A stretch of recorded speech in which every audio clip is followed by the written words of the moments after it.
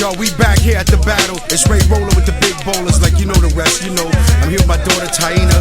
Check it out, big shout to Bedrock and the Boogie Down Bronx. Alright now, we at the finals. We ready for MC Check It. 45 seconds, baby. You ready?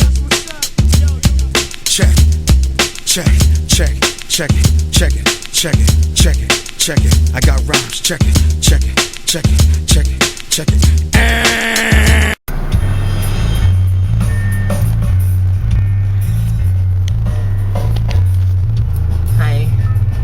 So I just finished coming back from the therapist and I'm getting my letter.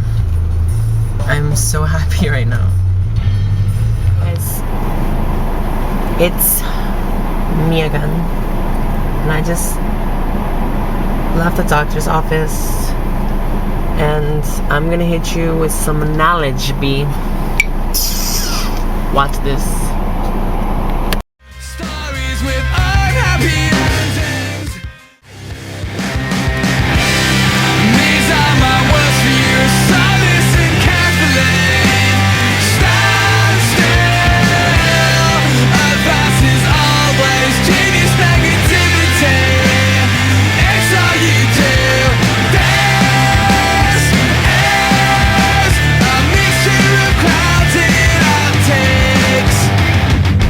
I was reading an article the other day about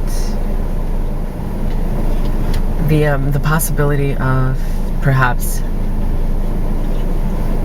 being a subject to another form of illness or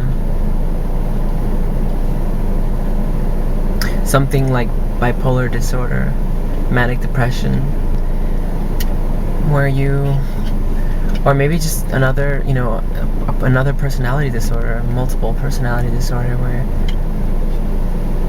you don't even know who you are, and not necessarily a gender identity, but just an identity crisis, period. It's possible. Nothing's impossible. But basically, why I'm bringing this up is because I know a lot of other transsexuals who, after engaging the process of transitioning and doing what I'm doing, seeking therapy and coming out and trying to live as a woman, you know, they're still not happy. Like, something's still wrong. And I know that transitioning isn't necessarily a cure, but in a sense, it can be construed that way. I mean, if something's wrong and we're trying to fix it, transitioning is something that we do in order to be who we think we are. But what happens when we're not really that person that we thought we should become?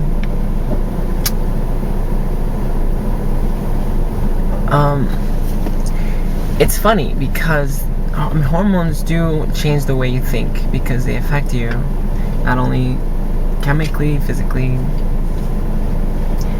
All that affects how you think emotionally, psychologically. Everything changes.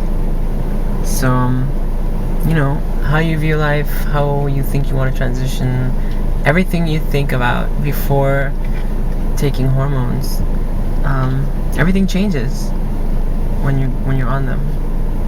And the goal is to,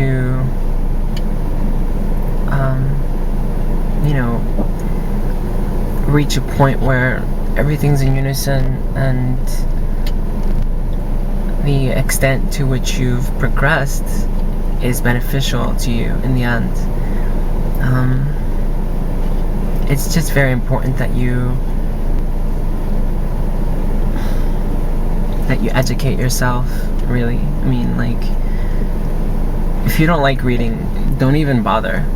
Don't even bother. If you don't like reading, don't even bother transitioning. Don't bother seeking help. Don't bother with anything.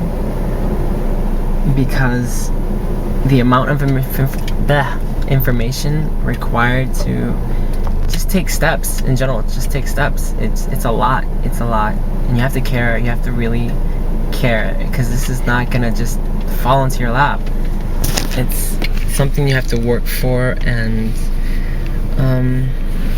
really question. Kind of play like, play a scientist yourself, play the doctor yourself. Ask questions, ask yourself questions, analyze the data, like your experiences. Don't just talk about them, don't just think about them, but connect the dots.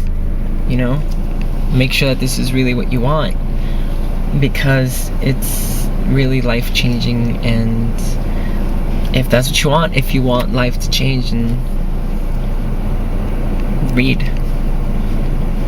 Don't be like one of the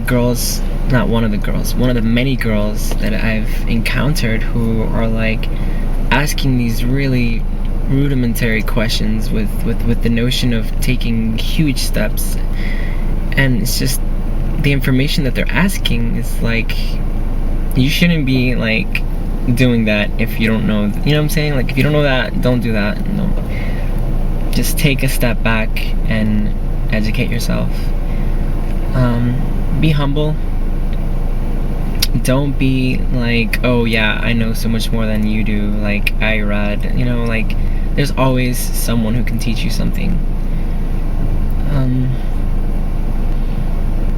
Everything's based on conditional responses, so just make it happen. Life is what you make of it, and transitioning is what you make of it. Everything is what you make of it. But I'm gonna go now because I think I've talked too much.